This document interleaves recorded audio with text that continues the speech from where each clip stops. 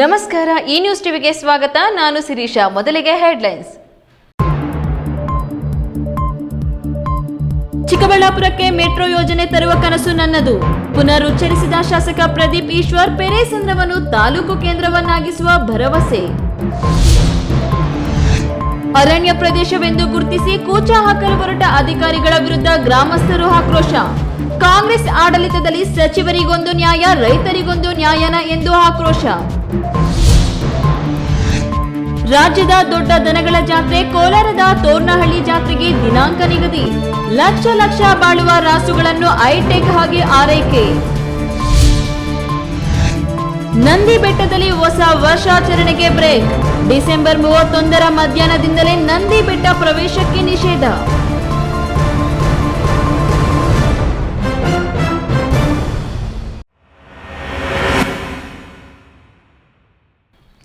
ವಾರ್ತೆಗಳ ವಿವರ. ಚಿಕ್ಕಬಳ್ಳಾಪುರಕ್ಕೆ ಮೆಟ್ರೋ ತರುವ ಕನಸನ್ನು ಪುನರುಚ್ಚರಿಸಿರುವ ಶಾಸಕ ಪ್ರದೀಪ್ ಈಶ್ವರ್. ಚಿಕ್ಕಬಳ್ಳಾಪುರಕ್ಕೆ ಮೆಟ್ರೋ ಯೋಜನೆ ತರುವ ಕನಸು ನನ್ನದಾಗಿದೆ. ಅದಕ್ಕಾಗಿ ಸರ್ಕಾರದಲ್ಲಿ ಸಚಿವರು, ಸಿಎಂ, ಡಿಸಿಎಂ ಜೊತೆ ಮಾತುಕತೆ ಮಾಡುತ್ತಿದ್ದೇನೆ. ವೇಗವಾಗಿ ಬೆಳೆಯುತ್ತಿರುವ ಪೆರೇಸಂದ್ರ ಪ್ರದೇಶವನ್ನು ಮುಂದಿನ ಕೆಲವೇ ವರ್ಷಗಳಲ್ಲಿ ತಾಲೂಕು ಕೇಂದ್ರವನ್ನಾಗಿಸುವ ಭರವಸೆ ನೀಡಿದ್ದಾರೆ. ಕೇವಲ ಕಾಮಗಾರಿಯಲ್ಲ, ನಿಮ್ಮ ನೆನಪಿನಲ್ಲೇ ಅಣ್ಣನಾಗಿರ್ತಕ್ಕಂಥ ಲಕ್ಷ್ಮೀಪತಿ ಅವರಿಗೆ ಗೌರವಪೂರ್ವಕವಾಗಿ ವೇದಿಕೆಗೆ ಸ್ವಾಗತವನ್ನು ಬಯಸ್ತಾ ಇದ್ದೀನಿ. ಚಿಕ್ಕಬಳ್ಳಾಪುರಕ್ಕೆ ಮೆಟ್ರೋ ತರುವ ಕನಸನ್ನ ಶಾಸಕ ಪ್ರದೀಪ್ ಈಶ್ವರ್ ಪುನರುಚ್ಚರಿಸಿದ್ದಾರೆ. ಪೇರಸಂದ್ರ ಗ್ರಾಮದಲ್ಲಿ ಸುಮಾರು 5 ಕೋಟಿ ರೂಪಾಯಿ ಮೌಲ್ಯದ ರಸ್ತೆ ಕಾಮಗಾರಿಗಳಿಗೆ ಗುದ್ದಲಿ ಪೂಜೆ ನೆರವೇರಿಸಿ ಮಾತನಾಡಿದ ಶಾಸಕ ಪ್ರದೀಪ್ ಈಶ್ವರ್, ವೇಗವಾಗಿ ಬೆಳೆಯುತ್ತಿರುವ ಪೇರಸಂದ್ರ ಪ್ರದೇಶವನ್ನು ಮುಂದಿನ ಕೆಲವೇ ವರ್ಷಗಳಲ್ಲಿ ತಾಲೂಕು ಕೇಂದ್ರವನ್ನಾಗಿಸುವ ಭರವಸೆ ನೀಡಿದ್ದಾರೆ. ಕಳೆದ 20 ವರ್ಷಗಳಿಂದ ರಸ್ತೆ ಅಭಿವೃದ್ಧಿ ಆಗಿಲ್ಲ ಎಂಬ ಆರೋಪಕ್ಕೆ ಉತ್ತರಿಸಿದ ಅವರು, ಈಗ ರಸ್ತೆ ಅಭಿವೃದ್ಧಿ ಕಾಮಗಾರಿಗಳಿಗೆ ಚುರುಕು ನೀಡಲಾಗಿದೆ ಎಂದು ತಿಳಿಸಿದ್ದಾರೆ. ಪೇರಸಂದ್ರಕ್ಕೆ ಹೈಟೆಕ್ ಬಸ್ ನಿಲ್ದಾಣ ನಿರ್ಮಿಸುವ ಆಲೋಚನೆ ಇದ್ದು, ಅದನ್ನು ಹೈವೇಗೆ ಹೊಂದಿಕೊಂಡಂತೆ ನಿರ್ಮಿಸಲಾಗುವುದು ಎಂದು ಘೋಷಿಸಿದರು. ಇನ್ನು ದರಖಾಸ್ತು ಸಂಬಂಧವಾಗಿ ಕಮಿಟಿ ಮೀಟಿಂಗ್ ನಡೆಸಿದ್ದು 3 ತಿಂಗಳಿಗೊಳಗೆ ಎಲ್ಲ ಪ್ರಕ್ರಿಯೆಗಳು ಕ್ಲಿಯರ್ ಆಗಲಿವೆ ಎಂದು ಭರವಸೆ ನೀಡಿದರು. ತಾನು ಅಧಿಕಾರದಲ್ಲಿರುವವರೆಗೆ ಯಾರಿಗೂ ತೊಂದರೆ ಆಗದಂತೆ ನೋಡಿಕೊಳ್ಳುವುದಾಗಿ ಹೇಳಿದರು. ಬಡವರ ಪರವಾಗಿ ಮಾತನಾಡಿದ ಶಾಸಕ ಪ್ರದೀಪ್ ಈಶ್ವರ್, ಕನಿಷ್ಠ 15,000 ನಿವೇಶನಗಳನ್ನು ಬಡವರಿಗೆ ನೀಡಲಾಗುವುದು. ಅವುಗಳನ್ನು ಸಂಪೂರ್ಣ ದಾಖಲೆ ಪಕ್ಕಾ ಮಾಡಿಸಿ ಕೊಡುವುದಾಗಿ ಭರವಸೆ ನೀಡಿದರು. ಆರೂರು ಪ್ರಕರಣವನ್ನು ಉಲ್ಲೇಖಿಸಿದ ಅವರು, ಅಲ್ಲಿ 5 ಯುವಕರು ಜೈಲುವಾಸ ಅನುಭವಿಸಿದ್ರು. ಅವರು ಡಾಕ್ಟರ್ ಕೆ ಸುಧಾಕರ್ ಸಂಬಂಧಿಕರಾಗಿದ್ದರೂ ಸಹಾಯ ಮಾಡಲಿಲ್ಲ ಎಂದು ಆರೋಪಿಸಿದರು. ಇನ್ನು ಪೇರಸಂದ್ರ ಪಂಚಾಯಿತಿ ತನ್ನ ಕೈಗೆ ನೀಡಿದರೆ ಅಭಿವೃದ್ಧಿ ಮಾಡಿ ತೋರಿಸುವುದಾಗಿ ಸವಾಲು ಹಾಕಿದರು. ಈ ಕಾರ್ಯಕ್ರಮದ ವೇದಿಕೆಯಲ್ಲಿ ಬೇಜ ನಿಗಮ ಅಧ್ಯಕ್ಷ ಅಂಜಿನಪ್ಪ, ಯಲುವಲ್ಲಿ ರಮೇಶ್, ಮಾಜಿ ಶಾಸಕಿ ಅನಸೂಯಮ್ಮ, ಎಸ್ಎಂ ರಫೀಕ್, ಕೆಎಂ ಮುನೇಗೌಡ, ಪುರಡಗಟ್ಟೆ ಮುನೇಗೌಡ, ಮಾಜಿ ಶಾಸಕ ಶಿವಾನಂದ್ ಸೇರಿದಂತೆ ಹಲವು ಗಣ್ಯರು ಹಾಜರಿದ್ದರು. ಕೆಎಸ್ ನಾರಾಯಣಸ್ವಾಮಿ, ಈ ನ್ಯೂಸ್ ಟಿವಿ, ಚಿಕ್ಕಬಳ್ಳಾಪುರ. ಕೇವಲ ಕಾಮಗಾರಿಯಲ್ಲ, ನಿಮ್ಮ ನೆನಪಿನಲ್ಲೇ ಅಣ್ಣನಾಗಿರ್ತಕ್ಕಂಥ ಲಕ್ಷ್ಮೀಪತಿ ಅವರಿಗೆ ಗೌರವಪೂರ್ವಕವಾಗಿ ವೇದಿಕೆಗೆ ಸ್ವಾಗತವನ್ನು ಬಯಸ್ತಾ ಇದ್ದೀನಿ. ಕಾಂಗ್ರೆಸ್ ಆಡಳಿತದಲ್ಲಿ ಸಚಿವರಿಗೆ ಒಂದು ನ್ಯಾಯ, ರೈತರಿಗೆ ಒಂದು ನ್ಯಾಯ ಎಂಬುದು ಸಾಬೀತಾಗ್ತಿದೆ. ಸಚಿವ ಕೃಷ್ಣ ಬೈರೇಗೌಡ ತಮ್ಮ ಆಸ್ತಿ ತಮ್ಮ ಪೂರ್ವಿಕರು ಖರೀದಿ ಮಾಡಿರುವುದು ಎಂದು ದಾಖಲೆ ತೋರಿಸಿದ್ರೆ ಒಪ್ಪಿಕೊಂಡ ಕಾಂಗ್ರೆಸ್ ಸರ್ಕಾರ ಇದೀಗ ರೈತರ ಪೂರ್ವಿಕರು ಖರೀದಿ ಮಾಡಿರುವ ಜಮೀನು ಅರಣ್ಯ ಇಲಾಖೆ ಅಧಿಕಾರಿಗಳು ದೌರ್ಜನ್ಯದಿಂದ ನಾಶಪಡಿಸುತ್ತಿದ್ರೆ ಯಾವ ಜನಪ್ರತಿನಿಧಿಯೋ ಧ್ವನಿ ಎತ್ತದೆ ನಿರ್ಲಕ್ಷ್ಯ ತೋರುತ್ತಿರುವುದು ಖಂಡನೀಯ ಎಂದು ಪ್ರತಿಭಟನಾ ನಿರತ ರೈತರು ಆಕ್ರೋಶ ವ್ಯಕ್ತಪಡಿಸಿದ್ದಾರೆ.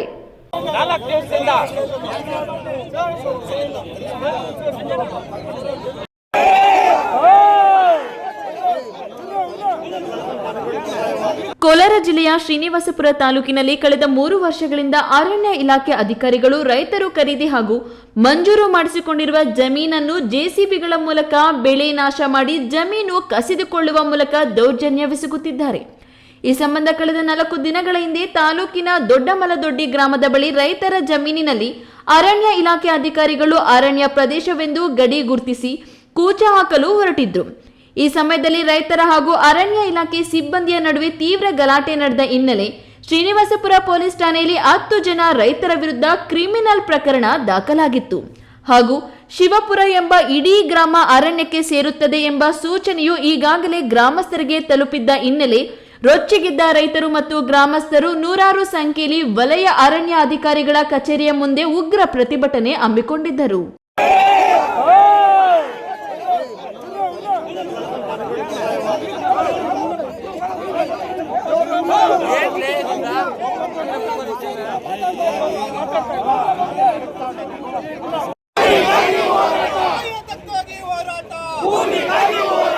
ಅಧಿಕಾರಿ ಕಚೇರಿ ಮುಂದೆ ಬಹಳ ದೊಡ್ಡ ಸಂಖ್ಯೆಯಲ್ಲಿ ಬಂದು ನಮ್ಮ ಭೂಮಿಗೆ ಕೈ ಹಾಕಿದ್ರೆ ನಿನ್ನ ಕಚೇರಿಯನ್ನೇ ಧ್ವಂಸ ಮಾಡ್ತೀವಿ ಅಂತೇಳಿ ಎಚ್ಚರಿಕೆ ಕೊಡಕ್ ನಾವು ಬಂದಿರತಕ್ಕಂತ ಶ್ರೀನಿವಾಸಪುರ ತಾಲೂಕಿನ ಎಲ್ಲ ರೈತಾಪಿ ಬಂಧುಗಳೇ, ನಾನು ಹೆಚ್ಚೊತ್ತು ಮಾತಾಡೋದಿಲ್ಲ. ಒಂದ್ 2-3 ವಿಷಯಗಳನ್ನು ಮಾತ್ರ ನಾನು ಈ ಸಂದರ್ಭದಲ್ಲಿ ನಿಮ್ ಗಮನಕ್ಕೆ ತರ್ತೀನಿ. ಯಲಹಂಕದಲ್ಲಿ ಕೋಗಿಲು ಕ್ರಾಸ್ ಹತ್ರ ಇದೇ ರೀತಿ ಬಡವರು ವಾಸ ಮಾಡ್ತಾ ಇರ್ತಕ್ಕಂಥ ಮನೆಗಳನ್ನ ಧ್ವಂಸ ಮಾಡಿದ್ರು, ಬುಲ್ಡೋಜರ್ ಮೂಲಕ ಧ್ವಂಸ ಮಾಡಿದ್ರು. ಇಡೀ ದೇಶದಲ್ಲಿ ಕರ್ನಾಟಕದಲ್ಲಿ ಆಡಳ್ತಾ ಇರ್ತಕ್ಕಂಥದ್ದು ಯೋಗಿ ಆದಿತ್ಯ ಮಾದರಿಯ ಬುಲ್ಡೋಜರ್ ರಾಜ ಅಂತೇಳಿ ಇವತ್ತು ಬಹಳ ದೊಡ್ಡ ಚೀಮಾರಿ ಇಡೀ ದೇಶದಲ್ಲಿ ಇವತ್ತು ವ್ಯಕ್ತ ಆಯ್ತಾ ಇದೆ. ನಾನು ಈ ಸಂದರ್ಭದಲ್ಲಿ ಹೇಳ್ತಾ ಇದ್ದೀನಿ, ಕರ್ನಾಟಕದಲ್ಲಿ ಬುಲ್ಡೋಜರ್ ರಾಜು ಪ್ರಾರಂಭ ಆಗಿದ್ದು ಯಲಹಂಕದ ಕೋಗಿಲು ಕ್ರಾಸ್ನಲ್ಲ, 3 ವರ್ಷದ ಹಿಂದೆ ಕೇತ್ಗಾನಹಳ್ಳಿಯಿಂದ ಪ್ರಾರಂಭ ಆಗಿ ಶ್ರೀನಿವಾಸಪುರದಲ್ಲಿ ಪ್ರಾರಂಭ ಆಗಿರ್ತಕ್ಕಂಥದ್ದು ಅಂತ ಇವತ್ತು ನಾನು ಹೇಳ್ತಾ ಇದ್ದೀನಿ. ಈ ವೇಳೆ ಆಕ್ರೋಶ ಹೊರಹಾಕಿದ ರೈತರು ಕಾಂಗ್ರೆಸ್ ಸರ್ಕಾರದ ಸಚಿವ ಕೃಷ್ಣ ಬೈರೇಗೌಡ ಸರ್ಕಾರಿ ಜಮೀನು ಕಬಳಿಸಿದ ಆರೋಪದ ಹಿನ್ನೆಲೆ ತಮ್ಮ ಪೂರ್ವಿಕರು ಖರೀದಿ ಮಾಡಿರುವ ಜಮೀನು ಎಂದು ಸಮರ್ಥನೆ ಮಾಡಿಕೊಂಡ್ರು. ಅದೇ ರೀತಿ ಶ್ರೀನಿವಾಸಪುರ ತಾಲೂಕು ಭಾಗದ ರೈತರು ಖರೀದಿ ಮಾಡಿರುವ ಹಾಗೂ ಮಂಜೂರು ಮಾಡಿಸಿಕೊಂಡಿರುವ ಜಮೀನಿನಲ್ಲಿ ಸುಮಾರು ದಶಕಗಳಿಂದ ವ್ಯವಸಾಯ ಮಾಡಿಕೊಂಡು ಬಂದಿದ್ದಾರೆ. ಇದರ ಬಗ್ಗೆ ಜನಪ್ರತಿನಿಧಿಗಳು ಧ್ವನಿ ಎತ್ತುತ್ತಿಲ್ಲ ಎಂದು ಅಸಮಾಧಾನ ಹೊರಹಾಕಿದ್ರು. ನಂದೀಶ್, ಈ ನ್ಯೂಸ್ ಟಿವಿ, ಶ್ರೀನಿವಾಸಪುರ. ರಾಜ್ಯದ ದೊಡ್ಡ ದನಗಳ ಜಾತ್ರೆಯಲ್ಲಿ ಒಂದಾಗಿರುವ ಕೋಲಾರದ ತೋರಣಹಳ್ಳಿ ಜಾತ್ರೆಗೆ ದಿನಾಂಕ ನಿಗದಿಯಾಗಿದೆ. ಜನವರಿ 1ರಿಂದ 10 ದಿನಗಳ ಕಾಲ ಸಪ್ಪಲಮ್ಮ ದೇವಿ ಜಾತ್ರೆ ನಡೆಯಲಿದ್ದು, ಲಕ್ಷ ಬೆಳೆ ಬಾಳುವ ರಾಸುಗಳನ್ನು ಹೈಟೆಕ್ ಹಾಗೆ ಆರೈಕೆ ಮಾಡಲಾಗುತ್ತಿದೆ. ಈ ಕುರಿತು ಒಂದು ಸ್ಪೆಷಲ್ ರಿಪೋರ್ಟ್ ಇಲ್ಲಿದೆ ನೋಡಿ.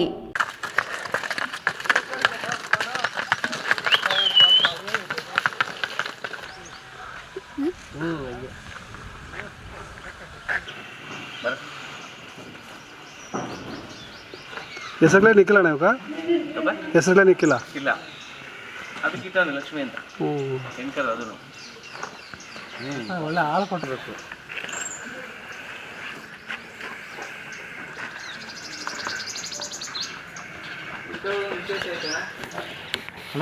ಕೆಲವರು ಬೆಳಿಗ್ಗೆ 5 ಗಂಟೆಗೆ ಪ್ರತಿದಿನ ಮನೆಯಲ್ಲಿ ಹೋಗಿ ಪೂಜೆ ಆಗಿರ್ತದೆ. ನಮ್ಮ ಮನೆಯಲ್ಲಿ ಒಳಗೆ ಮನೆಯಲ್ಲಿ ದೇವ್ರ ಮನೆ ಹತ್ರ ಹೋಗಿ ಇವ್ರು ತಾಯಿ ಮಾಡ್ತಾ ಇದ್ರೆ ಇವ್ರ ತಾಯಿ ಆದ್ಮೇಲೆ ಹೀಗೆ ದನದ ಕೊಠಡಿಯಲ್ಲಿ ಕಟ್ಟಿರುವ ಬೃಹದಾಕಾರದ ಹಳ್ಳಿಕಾರ್ ಜೋಡೆತ್ತುಗಳು, ಕೊಠಡಿಯಲ್ಲಿ ಫ್ಯಾನ್ ವ್ಯವಸ್ಥೆ, ಸಿಸಿಟಿವಿ ಕಣ್ಗಾವಲು ಜೊತೆಗೆ ಎತ್ತುಗಳಿಗೆ ಚಳಿ ಆಗದಂತೆ ತಾಪಮಾನ ಹೆಚ್ಚಿಸುವ ಫೋಕಸ್ ಲೈಟ್ ವ್ಯವಸ್ಥೆ, ಇದೆಲ್ಲ ನೋಡಿದ್ರೆ ಅರ್ಥವಾಗುತ್ತೆ ಯಾವುದೋ ಜಲ್ಲಿಕಟ್ಟು ಪಂದ್ಯಕ್ಕೆ ರಾಸುಗಳನ್ನ ಸಿದ್ಧಪಡಿಸಲಾಗ್ತಿದೆ ಎಂದು ಅನಿಸ್ತಿದೆ. ಆದ್ರೆ ಹಾಗೆಂದುಕೊಂಡ್ರೆ ಅದು ತಪ್ಪಾಗುತ್ತೆ. ಇದು ದನಗಳ ಜಾತ್ರೆಯಲ್ಲಿ ಮೆರವಣಿಗೆ ಮಾಡಲು ಸಾಕುತ್ತಿರುವ ಲಕ್ಷ ವೆಚ್ಚದ ಹೈಟೆಕ್ ರಾಸುಗಳು.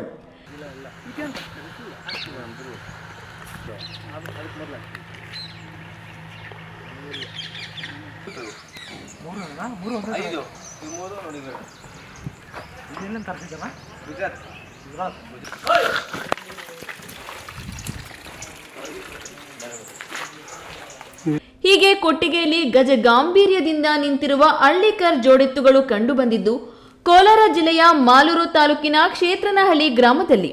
ಇಲ್ಲಿನ ರೈತ ಕುಟುಂಬದ ವೆಂಕಟೇಶ್ ಗೌಡ ಅವರು ವ್ಯವಸಾಯದ ಜೊತೆಗೆ ವಿಶಿಷ್ಟವಾದ ದೇಶಿ ಹಸು ತಳಿಗಳ ಹಸು, ಎಮ್ಮೆ, ಎತ್ತುಗಳ ಸಾಕಾಣಿಕೆಯಲ್ಲಿ ಬಹಳ ಗಮನ ಹೊಂದಿದ್ದಾರೆ.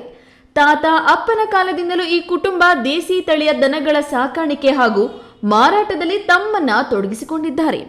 6 ವರ್ಷಗಳಿಂದ ಕೋಲಾರ ಜಿಲ್ಲೆಯ ಮಾಲೂರು ತಾಲೂಕಿನ ತೋರ್ನಹಳ್ಳಿ ಗ್ರಾಮದಲ್ಲಿ ನಡೆಯುತ್ತಿರುವ ಸಪ್ಪಲಮ್ಮ ದೇವಿ ದನಗಳ ಜಾತ್ರೆಯು ಇದೀಗ ಜನವರಿ 1ರಿಂದ ಜನವರಿ 10ರವರೆಗೂ ನಡೆಯಲಿದೆ. ಕಳೆದ 2 ವರ್ಷದಲ್ಲಿ ನಡೆದ ರಾಸುಗಳ ಪ್ರದರ್ಶನದಲ್ಲಿ ಉತ್ತಮ ರಾಸುಗಳು ಎಂಬ ಪ್ರಶಸ್ತಿ ಪಡೆದುಕೊಂಡಿದ್ದ ವೆಂಕಟೇಶ್ ಗೌಡ ಅವರು ಇದೀಗ ಮತ್ತೊಮ್ಮೆ ಪ್ರಶಸ್ತಿ ಗೆಲ್ಲಲು ರಾಸುಗಳನ್ನ ಸಿದ್ಧಪಡಿಸುತ್ತಿದ್ದಾರೆ. ಮನೆಯ ಎದುರೇ ಗೋಶಾಲೆಯನ್ನ ತೆರೆಯಲಾಗಿದ್ದು, ತಾತ ಅಪ್ಪನ ಕಾಲದಿಂದಲೂ ದೇಸಿ ತಳಿಯ ಹಸು ಎತ್ತುಗಳನ್ನ ಸಾಕುತ್ತಿದ್ದಾರೆ. ಇದೀಗ 30 ವಿಧದ ಹಸು ಎತ್ತುಗಳು ಹಾಗೂ ಎಮ್ಮೆಗಳನ್ನ ಆರೈಕೆ ಮಾಡುತ್ತಿದ್ದು, ದೇಶದಲ್ಲಿ ಅಪರೂಪ ಎಂಬಂತಿರುವ ಪುಂಗನೂರು ಗಿಡ್ಡ ತಳಿಯ ಎತ್ತುಗಳು ಇವರ ಬಳಿ ಇದೆ. ಈ ಬಾರಿ ರಾಸುಗಳ ಮೆರವಣಿಗೆಗಾಗಿ 17 ಲಕ್ಷ ಬೆಲೆ ಬಾಳುವ 7 ಅಡಿ ಎತ್ತರದ ರಾಸುಗಳನ್ನ ಸಿದ್ಧಪಡಿಸಲಾಗಿದೆ. ಪಕ್ಕದ ಕೇರಳ, ಆಂಧ್ರ, ತಮಿಳುನಾಡಿನಲ್ಲೂ ಇಂತಹ ರಾಸುಗಳಿಲ್ಲ ಎಂಬುದು ಮೆಚ್ಚುವಂತಹ ವಿಚಾರ. ಈ ಬಗ್ಗೆ ಮಾತನಾಡಿರುವ ಗೋಶಾಲೆ ಮಾಲೀಕ ವೆಂಕಟೇಶ ಗೌಡ ಅವರು ದೇಸಿ ತಳಿಯ ಗೋವುಗಳನ್ನು ಉಳಿಸುವ ಸಲುವಾಗಿ ರಾಸುಗಳನ್ನು ಸಾಕುತ್ತಿರುವುದಾಗಿ ಹೇಳಿದ್ದಾರೆ. ನಾವು ವೆಂಕಟೇಶ್ ಗೌಡ ಸುಬ್ಬಣ್ಣ ಅಂತ ನಮ್ಮ ತಂದೆಯವರು ಕ್ಷೇತ್ರನಹಳ್ಳಿ ನಮ್ಮದು ಟೇಕಲ್ ಹೋಬಳಿ ಮಾಲೂರು ತಾಲೂಕು ಕೋಲಾರ ಜಿಲ್ಲೆ. ನಾವು ವರ್ಷನೂ ಜಾತ್ರೆ ಮಾಡ್ತೀವಿ, ಸಪ್ಲಮ್ಮ ಜಾತ್ರೆಗೆ ನೀವೆಲ್ಲ ಬೆಳಗ್ಗೆಯಿಂದ ನೋಡಿದ್ದೀರಿ ಹೆಂಗೆ ಹೆಣ್ಣು ಗಂಟೆಗೆ ಶೃಂಗಾರ ಮಾಡ್ತಾರೆ, ಹಂಗೆ ಕೊಂಬು ಮಾಡೋದು, ಹಗ್ಗ ಹಾಕೋದು, ಯಾವ ಥರ ಏನೇನು ಮಾಡ್ತೀವಿ ನೀವೆಲ್ಲ ನೋಡಿದ್ದೀರಿ. ನಾವು ವರ್ಷ ಪೂರ್ತಿ ನಮ್ಮ ಮನೆಯಲ್ಲಿ ಮೇಯಿಸ್ತೀವಿ.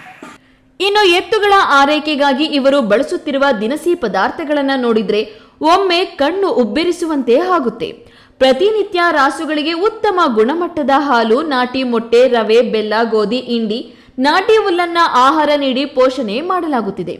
ರಾಸುಗಳ ಮೈಕಟ್ಟು, ಕೊಂಬು, ಹಲ್ಲು, ಕಣ್ಣು, ಬಣ್ಣದ ಆಧಾರದಲ್ಲಿ ಪ್ರಶಸ್ತಿಗಳು ಸಿಗಲಿದ್ದು ಎತ್ತುಗಳ ಪ್ರದರ್ಶನದಲ್ಲಿ ಗಮನ ಸೆಳೆಯಲು ಸಿದ್ಧತೆಗಳು ಭರದಿಂದ ಸಾಗಿವೆ. ಇನ್ನು ರಾಸುಗಳ ಸಾಕಾಣಿಕೆಯಿಂದ ಯಾವುದೇ ಲಾಭ ನಿರೀಕ್ಷೆ ಮಾಡಿಲ್ಲ. ಮನೆತನ ಗೌರವ ಹಾಗೂ ದೇಸಿ ಹಸು ಉಳಿಸಲು ಇಷ್ಟೆಲ್ಲಾ ಪ್ರಯತ್ನ ಮಾಡ್ತಿರೋದಾಗಿ ಹೇಳಿದ್ದಾರೆ. ಒಟ್ಟಿನಲ್ಲಿ ಜನವರಿ 1ರಿಂದ ನಡೆಯಲಿರುವ ತೋರ್ನಹಳ್ಳಿ ಸಪ್ಪಲಮ್ಮ ದೇವಿ ರಾಸುಗಳ ಜಾತ್ರೆಯಲ್ಲಿ ರಾಜ್ಯದ ಮೂಲೆ ಮೂಲೆಯಿಂದಲೂ ರಾಸುಗಳು ಪ್ರದರ್ಶನದಲ್ಲಿ ಭಾಗಿಯಾಗಲಿದ್ದು ಲಕ್ಷಾಂತರ ಸಂಖ್ಯೆಯಲ್ಲಿ ಜನರು ಸೇರಲಿದ್ದಾರೆ. ವೆಂಕಟೇಶ್ ಗೌಡ ಅವರ ಕುಟುಂಬ ದೇಸಿ ತಳಿಯ ರಾಸುಗಳನ್ನ ಉಳಿಸಿ ಬೆಳೆಸುವ ದೃಷ್ಟಿಯಿಂದ ಮನೆ ಎದುರೇ ಗೋಶಾಲೆಯನ್ನ ನಿರ್ಮಿಸಿದ್ದು 10 ಗೋವುಗಳನ್ನ ಮನೆ ಮಕ್ಕಳಂತೆ ಸಾಕಿ ಸಲಹುತ್ತಿದ್ದು ಈ ಬಾರಿಯ ರಾಸುಗಳ ಜಾತ್ರೆಯಲ್ಲೂ ಪ್ರಶಸ್ತಿ ಗೆಲ್ಲುವ ಗುರಿಯನ್ನು ಹೊಂದಿದ್ದಾರೆ. ಕೇಶವ್, ಈ ನ್ಯೂಸ್ ಟಿವಿ, ಮಾಲೂರು.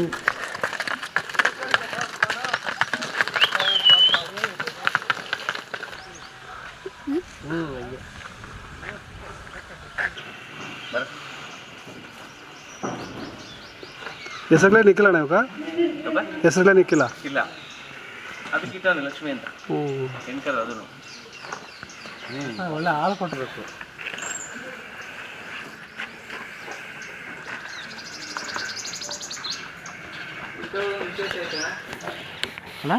ಕರುವುದು ಬೆಳಿಗ್ಗೆ 5 ಗಂಟೆಗೆ ಪ್ರತಿದಿನ ಮನೆಯಲ್ಲಿ ಹೋಗಿ ಪೂಜೆ ಆಗಿರ್ತದೆ. ನಮ್ಮ ಮನೆಯಲ್ಲಿ ಮನೆಯಲ್ಲಿ ದೇವ್ರ ಮನೆ ಹತ್ರ ಹೋಗಿ. ಇದೀಗ ವಿರಾಮದ ನಂತರ ಈ ನ್ಯೂಸ್ ಟಿವಿ ಮುಂದುವರಿಯುತ್ತದೆ. ಭಾರತದ ಪ್ರತಿಷ್ಠಿತ ದ್ವಿಚಕ್ರ ವಾಹನಗಳಲ್ಲಿ ಒಂದಾದ ಹೀರೋ ಬೈಕ್ಗಳು ಚಿಕ್ಕಬಳ್ಳಾಪುರ ಜಿಲ್ಲೆಯಲ್ಲಿ ಲಭ್ಯ. ಉದ್ಯಮಿ ಅಧಿಕೃತ ಡೀಲರ್ ಲಕ್ಷ್ಮೀನಾರಾಯಣ್ ಸಾರಥ್ಯದಲ್ಲಿ ಆರಂಭವಾಗಿರುವ ಶೋರೂಮ್ ಹಲವು ವೈಶಿಷ್ಟ್ಯತೆಗಳಿಂದ ಕೂಡಿದೆ. ಹೀರೋ ಕಂಪನಿಯ ಬೈಕ್ಗಳ ಅಧಿಕೃತ ಮಾರಾಟಗಾರರು ಮತ್ತು ಸರ್ವಿಸ್ ಸೆಂಟರ್ ಸೇವೆಗಳು ಚಿಕ್ಕಬಳ್ಳಾಪುರದಲ್ಲಿ ಈಗ ಲಭ್ಯ. ವಿಳಾಸ ವಿಶಾಲ್ ಮಾರ್ಟ್ ಮುಂಭಾಗ, ಬೇಬಿ ರಸ್ತೆ, ಚಿಕ್ಕಬಳ್ಳಾಪುರ. ಖ್ಯಾತ ಶಸ್ತ್ರಚಿಕಿತ್ಸಾ ತಜ್ಞ ಡಾಕ್ಟರ್ ಪ್ರಶಾಂತ್ ಮೂರ್ತಿ ಸಾರಥ್ಯದಲ್ಲಿ ಆರಂಭಗೊಂಡಿದೆ. ಅತ್ಯಾಧುನಿಕ ಸೌಲಭ್ಯಗಳನ್ನು ಒಳಗೊಂಡ ದಿನದ 24 ಗಂಟೆಗಳ ಕಾಲ ಕಾರ್ಯನಿರ್ವಹಿಸುತ್ತಿರುವ ಅಭಯ ಆಸ್ಪತ್ರೆಯಲ್ಲಿ ಎಲ್ಲಾ ರೀತಿಯ ಚಿಕಿತ್ಸೆಗಳು ಲಭ್ಯ. ಗುಣಮಟ್ಟದ ಆರೋಗ್ಯ ಸೇವೆಯನ್ನು ಕೈಗೆಟುಕುವ ದರದಲ್ಲಿ ಒದಗಿಸುವುದು ನಮ್ಮ ಧ್ಯೇಯ. ಚಿಕ್ಕಬಳ್ಳಾಪುರ ಜಿಲ್ಲೆಯಲ್ಲಿ ಆರಂಭಗೊಂಡಿರುವ ಈ ಆಸ್ಪತ್ರೆಯಲ್ಲಿ ಈ ಕೆಳಕಂಡ ಚಿಕಿತ್ಸೆಗಳು ಲಭ್ಯ: ತುರ್ತು ಸೇವೆ, ಜನರಲ್ ಮೆಡಿಸಿನ್, ಜನರಲ್ ಸರ್ಜರಿ, ಮಕ್ಕಳ ತಜ್ಞ ವೈದ್ಯರ ಸೇವೆ, ಎಂಡೋಸ್ಕೋಪಿ, ಮೂಳೆ ರೋಗ ತಜ್ಞರ ಸೇವೆ, ಸ್ತ್ರೀರೋಗ ತಜ್ಞರ ಸೇವೆ, gastro enterology, CT scanning, ultrasound ಹಾಗೂ ಪ್ರಯೋಗಾಲಯ ಸೇವೆಗಳು ಲಭ್ಯವಿದೆ. ವಿರಾಮದ ನಂತರ ಈ ನ್ಯೂಸ್ ಟಿವಿಗೆ ಸ್ವಾಗತ. ಹೊಸ ವರ್ಷಕ್ಕೆ ಎಲ್ಲಿಗೆ ಹೋಗೋಣ, ನಂದಿ ಬೆಟ್ಟ ಹತ್ತೋಣ್ವಾ ಅಂತ ಏನಾದರೂ ಪ್ಲಾನ್ ಮಾಡಿಕೊಂಡಿದ್ರೆ ಇವತ್ತೇ ಕ್ಯಾನ್ಸಲ್ ಮಾಡ್ಕೊಳ್ಳಿ. ಯಾಕೆ ಅಂದ್ರೆ ಡಿಸೆಂಬರ್ 31ರ ಮಧ್ಯಾಹ್ನದಿಂದಲೇ ನಂದಿ ಬೆಟ್ಟದ ಪ್ರವೇಶಕ್ಕೆ ನಿಷೇಧ ಹೇರಲಾಗಿದೆ. ಕಾನೂನು ಸುವ್ಯವಸ್ಥೆಯ ದೃಷ್ಟಿಯಿಂದ ನೂತನ ವರ್ಷ ಇಂದಿನ ದಿನ ಬೆಟ್ಟಕ್ಕೆ ಹೋಗುವವರಿಗೆ ಬ್ರೇಕ್ ಹಾಕಿದ್ದು ಜನವರಿ 1ರಂದು ಬೆಳಗ್ಗೆ 10 ಗಂಟೆ ಮೇಲೆ ಅವಕಾಶ ಕಲ್ಪಿಸಿದ್ದಾರೆ.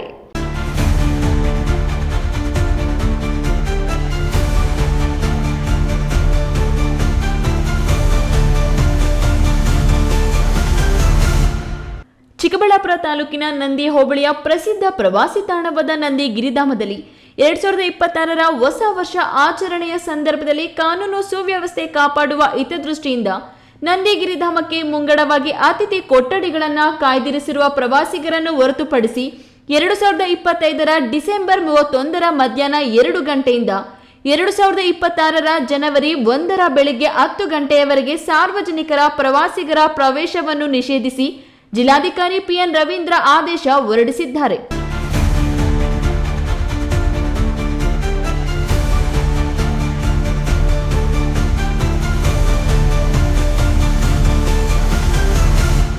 ಹಾಗಾಗಿ ಸಾರ್ವಜನಿಕರು ಇಂದಿನ ದಿನವೇ ಅಥವಾ ಬೆಳ್ಳಂಬೆಳಿಗ್ಗೆ ನಂದಿ ಬೆಟ್ಟ ಅಥವಾ ಪ್ಲಾನ್ ಮಾಡಿದ್ದರೆ ಈಗಲೇ ಕ್ಯಾನ್ಸಲ್ ಮಾಡಿಕೊಳ್ಳಿ. ಜನವರಿ 1ರಂದು 10 ಗಂಟೆ ನಂತರ ಪ್ರವೇಶಕ್ಕೆ ಅವಕಾಶ ಕಲ್ಪಿಸಿದ್ದು, ಆ ನಂತರ ಬೆಟ್ಟ ಪ್ರವೇಶ ಮಾಡಬಹುದಾಗಿದೆ. ನೂತನ ವರ್ಷ ಆಚರಣೆ ನೆಪದಲ್ಲಿ ಬೇರೇನೂ ಅನಾಹುತಗಳು ನಡೆಯಬಾರದು, ಅಕ್ರಮ ಕೂಟ ಮದ್ಯ ಸೇವನೆ ಮಾಡಿ ಪರಿಸರ ಕೆಡಿಸಬಾರದು ಅನ್ನೋ ದೃಷ್ಟಿಯಿಂದ ಈ ಆದೇಶ ಹೊರಡಿಸಿದ್ದು, ಸಾರ್ವಜನಿಕರು ಸಹಕರಿಸಬೇಕೆಂದು ಡಿಸಿ ರವೀಂದ್ರ ಮನವಿ ಮಾಡಿದ್ದಾರೆ. ಕೆಎಸ್ ನಾರಾಯಣಸ್ವಾಮಿ, ಈ ನ್ಯೂಸ್ ಟಿವಿ, ಚಿಕ್ಕಬಳ್ಳಾಪುರ.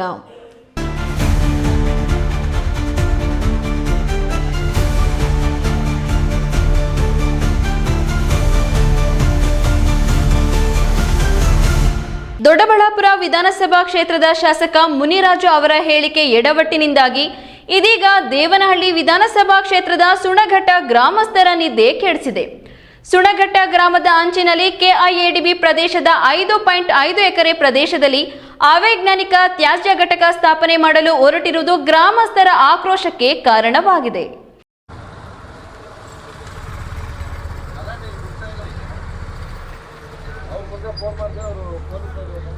ಬಂದಿರುತ್ತೆ ಅದನ್ನ ಮಾಡ್ತಾ ಇದ್ದೀವಿ. ನೀವು ನಿಲ್ಲಿಸಿದ್ರೆ ನೀವು ನಿಲ್ಲಿಸಿರಿ, ತಪ್ಪೇನೈತೆ ನೋಡ್ರಿ. ನಾವ್ ಹೇಳೋದು ಕೇಳ್ರಿ, ಒಂದ್ ನಿಮಿಷ ನಾವ್ ಹೇಳೋದು ಕೇಳ್ರಿ, ಒಂದ್ ನಿಮಿಷ ನೀವ್ ಹೇಳಿದ್ದೆ ಕೇಳ್ರಿ. ದೊಡ್ಡಬಳ್ಳಾಪುರ ವಿಧಾನಸಭಾ ಕ್ಷೇತ್ರದ ಶಾಸಕ ಮುನಿರಾಜು ಅವರ ಹೇಳಿಕೆ ಎಡವಟ್ಟಿನಿಂದಾಗಿ ಇದೀಗ ದೇವನಹಳ್ಳಿ ವಿಧಾನಸಭಾ ಕ್ಷೇತ್ರದ ಸುಣಘಟ್ಟ ಗ್ರಾಮಸ್ಥರ ನಿದ್ದೆ ಕೆಡಿಸಿದೆ.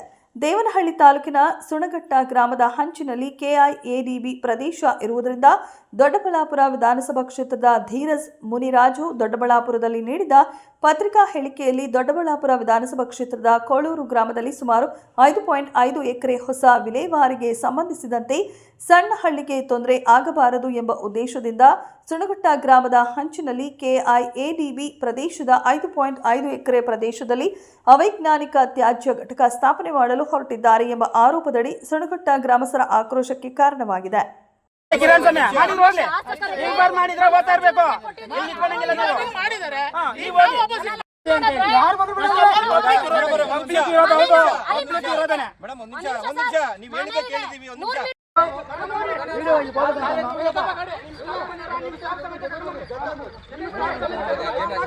ಎಷ್ಟೈತೆ ಜನ ಅವರೇ ಮಕ್ಕಳವ್ರೆ, ಎಷ್ಟು ಜನ ಅವ್ರ ಆರೋಗ್ಯದ ಮೇಲೆ ಏನ್ ಪರಿಣಾಮ ಬೀರ್ಬೇಕು ಹೇಳ್ರಿ, ನೀವು ಇಷ್ಟ ಬಂದ ಮಾಡಕ್ ಬಂದ್ರೆ. ಕಸ ವಿಲೇವಾರಿ ಘಟಕವನ್ನು ಸ್ಥಾಪನೆ ಮಾಡಲು ಜನವಸತಿ ಪ್ರದೇಶವಾಗಿರುವ ಸುಣಘಟ್ಟ ಗ್ರಾಮಕ್ಕೆ ಸೇರಿರುವ ಪ್ರದೇಶವನ್ನು ಗುರುತಿಸಿದ್ದು ಬಾಶೆಟ್ಟಹಳ್ಳಿ ಪಟ್ಟಣ ಪಂಚಾಯಿತಿ ಎಸ್ಡಿಎ ಅಧಿಕಾರಿ ಹಾಗೂ ಆರ್ಐ ಭೇಟಿ ನೀಡಿ ಸ್ಥಳೀಯ ಗ್ರಾಮ ಪಂಚಾಯಿತಿಗೆ ಯಾವುದೇ ನೋಟಿಸ್ ನೀಡದೆ ಏಕಾಏಕಿ ಜೆಸಿಬಿಯಲ್ಲಿ ಕೆಲಸ ಪ್ರಾರಂಭಿಸಿದ್ದನ್ನು ಗಮನಿಸಿದ ಗ್ರಾಮಸ್ಥರು ತಡೆ ಹಿಡಿದು ಅಲ್ಲಿ ಯಾವುದೇ ಕಾರಣಕ್ಕೂ ಕಸ ವಿಲೇವಾರಿ ಘಟಕ ಮಾಡಲು ಬಿಡುವುದಿಲ್ಲ ಎಂದು ಆಕ್ರೋಶವನ್ನು ವ್ಯಕ್ತಪಡಿಸಿ ಬಂದಿದ್ದ ಅಧಿಕಾರಿಗಳನ್ನು ವಾಪಸ್ ಕಳುಹಿಸಿದ ಪ್ರಸಂಗ ನಡೆಯಿತು. ಕೆಲಕಾಲ ಅಧಿಕಾರಿ ಮತ್ತು ಗ್ರಾಮಸ್ಥರ ನಡುವೆ ಮಾತಿನ ಚಕಮಕಿ ನಡೆಯಿತು. ಈ ಸಂದರ್ಭದಲ್ಲಿ ಕೆಪಿಸಿಸಿ ರಾಜ್ಯ ಕಾರ್ಮಿಕ ಇಲಾಖೆ ಪ್ರಧಾನ ಕಾರ್ಯದರ್ಶಿ ಮೀನಾಕ್ಷಿ ಕೃಷ್ಣಮೂರ್ತಿ ಮಾತನಾಡಿದರು.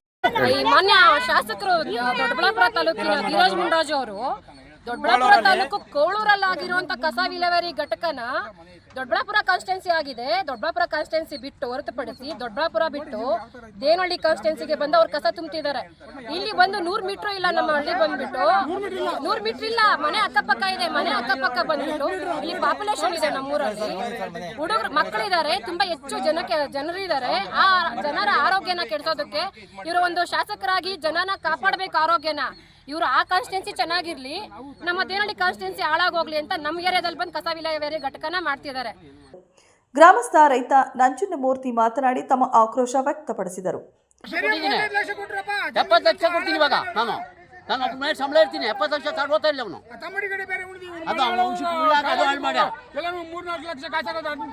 ಬಿಡೋದ ಸರ್ ನಾವು ಜಮೀನು ಮಾತ್ರ ಇಲ್ಲೇ ಕಸ ಹಾಕಕ್ಕೆ ಫ್ಯಾಕ್ಟ್ರಿ ಮಾಡಲಿ, ಕೂಲಿಗೆ ಬರ್ತೀರಿ, ಕಸ ಪಸ ಹುಡ್ಕತ್ತೀರಿ, ಏನು ಮಾಡ್ತೀವಿ? ಕೊಟ್ಬಿಟ್ಟಿದ್ದೀರಿ. ಹೆಸರು ನಮ್ಮದ ನೀವು ನೋಡ್ತೀವಿ.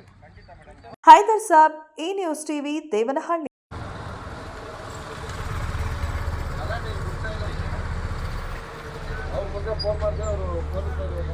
ಬಂದಿರುತ್ತೆ ಅದನ್ನ ಮಾಡ್ತಾ ಇದ್ದೀವಿ. ನೀವು ನಿಲ್ಲಿಸಿದ್ರೆ ನೀವು ನಿಲ್ಲಿಸಿರಿ, ತಪ್ಪೇನೈತೆ ನೋಡ್ರಿ.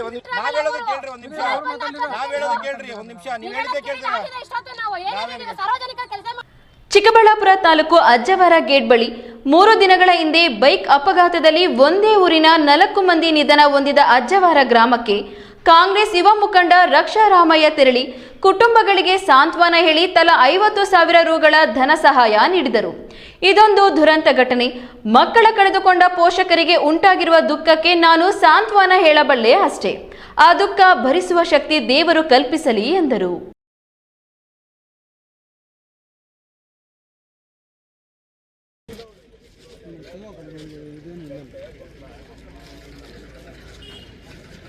ಚಿಕ್ಕಬಳ್ಳಾಪುರ ತಾಲೂಕು ಅಜ್ಜವಾರ ಗ್ರಾಮದ 4 ಯುವಕರು ಟಿಪ್ಪರ್ ಲಾರಿಗೆ ಸಿಕ್ಕಿ ಜೀವ ಕಳೆದುಕೊಂಡ ಪೋಷಕರಿಗೆ ಸಾಂತ್ವನ ಹೇಳಲು ಕಾಂಗ್ರೆಸ್ ಮುಖಂಡ ಲೋಕಸಭಾ ಕ್ಷೇತ್ರದ ಅಭ್ಯರ್ಥಿಯಾಗಿದ್ದ ರಕ್ಷಾ ರಾಮಯ್ಯ ಅಜ್ಜವಾರಕ್ಕೆ ಭೇಟಿ ನೀಡಿದ್ದರು.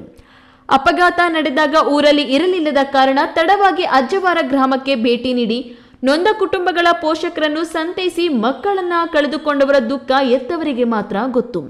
ನಾವು ನಿಮ್ಮ ಬೆನ್ನಿಗೆ ಇದ್ದೇವೆ ಅನ್ನೋ ಧೈರ್ಯ ತುಂಬಿ ಮಾತನಾಡಿ ತಲಾ 50,000 ರೂಗಳ ಸಹಾಯ ಮಾಡಿ ಸಾಂತ್ವನ ಹೇಳಿದರು.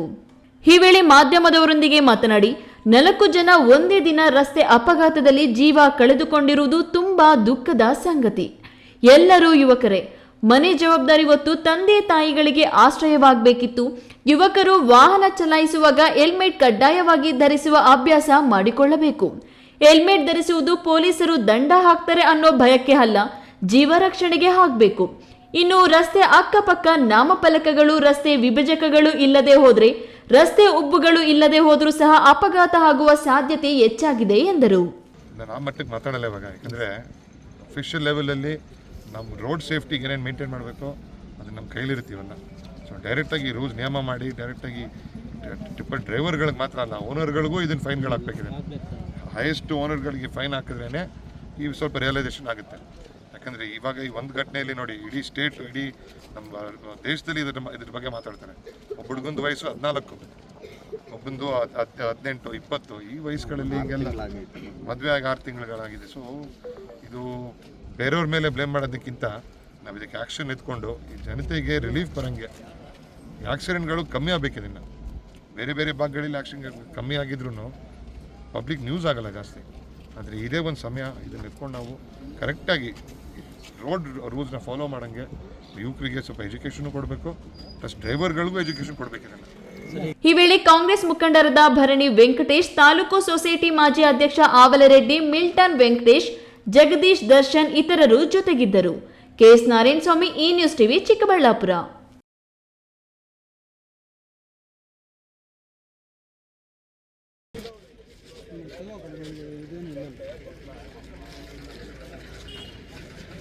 ಪಾವಗಡ ಪಟ್ಟಣದ ಆರ್ಎಂಸಿ ಯಾರ್ಡ್ನಲ್ಲಿ ಅನಾಮಿಕ ವ್ಯಕ್ತಿಯ ಶವ ಪತ್ತೆಯಾಗಿರುವ ಘಟನೆ ಸೋಮವಾರ ಬೆಳಗ್ಗೆ ಬೆಳಕಿಗೆ ಬಂದಿದೆ.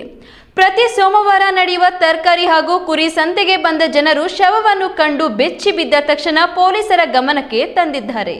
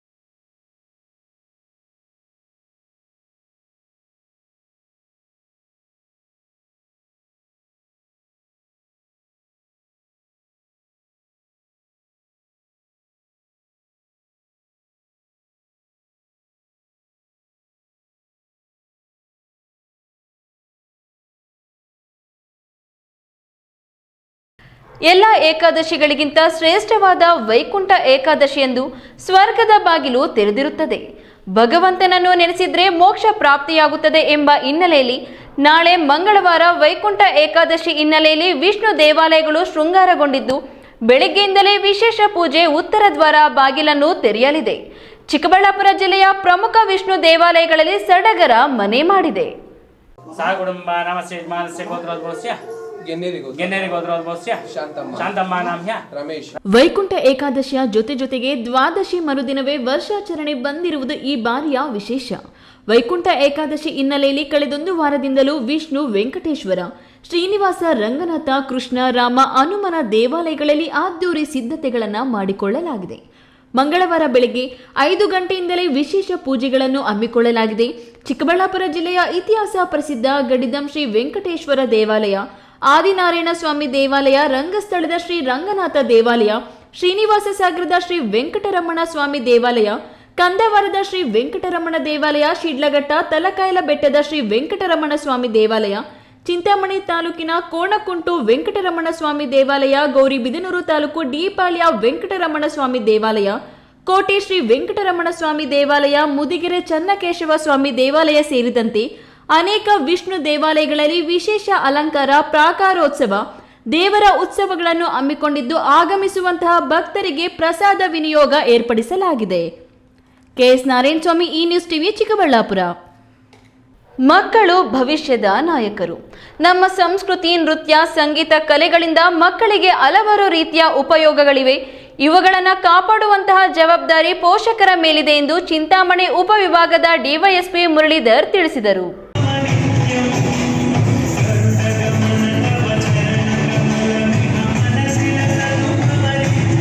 ಶ್ರೀ ಸಾಯಿ ಕಲಾನಿಕೇತನ ಸ್ಥಾಪನೆಯಾಗಿ 39 ವರ್ಷಗಳು ಪೂರೈಸಿರುವ ಹಿನ್ನೆಲೆಯಲ್ಲಿ ಚಿಂತಾಮಣಿ ನಗರದ ಕೆಎಂಡಿ ಕಲ್ಯಾಣ ಮಂಟಪದಲ್ಲಿ ಶ್ರೀ ಸಾಯಿ ಕಲಾನಿಕೇತನ ವತಿಯಿಂದ ಹಮ್ಮಿಕೊಂಡಿದ್ದ ಭರತನಾಟ್ಯ ಹಾಗೂ ಜಾನಪದ ಕಾರ್ಯಕ್ರಮವನ್ನು ಚಿಂತಾಮಣಿ ಉಪವಿಭಾಗದ ಡಿವೈಎಸ್ಪಿ ಮುರಳೀಧರ್, ವಿಕ್ರಮ್ ಶಾಲೆಯ ಖಜಾಂಚಿ ಡಾಕ್ಟರ್ ವಿಕ್ರಮ್ ಮತ್ತಿತರ ಗಣ್ಯರು ದೀಪ ಬೆಳಗಿಸುವುದರ ಮೂಲಕ ಉದ್ಘಾಟನೆ ಮಾಡಿದರು. ಕಾರ್ಯಕ್ರಮವನ್ನುದ್ದೇಶಿಸಿ ಡಿವೈಎಸ್ಪಿ ಮುರಳೀಧರ್ ಮಾತನಾಡಿ, ನಮ್ಮ ಮಕ್ಕಳು ದೇಶದ ಭವಿಷ್ಯ. ನೃತ್ಯ, ಸಂಗೀತ, ಕಲೆಗಳನ್ನು ಮಕ್ಕಳು ಕಲಿಯುವುದರಿಂದ ಅವರ ಜ್ಞಾನ ಮತ್ತಷ್ಟು ವೃದ್ಧಿಯಾಗುತ್ತದೆ. ಮಕ್ಕಳು ಲವಲವಿಕೆಯಿಂದ ಇರಬೇಕಾದ್ರೆ ತಮ್ಮ ಮಕ್ಕಳನ್ನು ಭರತನಾಟ್ಯದಂತಹ ನೃತ್ಯಗಳಿಗೆ ಸೇರಿಸಿ ಆ ಮಕ್ಕಳಿಗೆ ಎಲ್ಲಾ ರೀತಿಯ ಸಹಕಾರ, ನೆರವು ನೀಡಬೇಕೆಂದು ಪೋಷಕರಿಗೆ ಕಿವಿಮಾತು ಹೇಳಿದರು. ಕಾರ್ಯಕ್ರಮದಲ್ಲಿ ಮಕ್ಕಳಿಂದ ಹಲವು ಸಾಂಸ್ಕೃತಿಕ ಹಾಗೂ ಭರತನಾಟ್ಯ ಕಾರ್ಯಕ್ರಮಗಳು ಮೂಡಿಬಂದವು.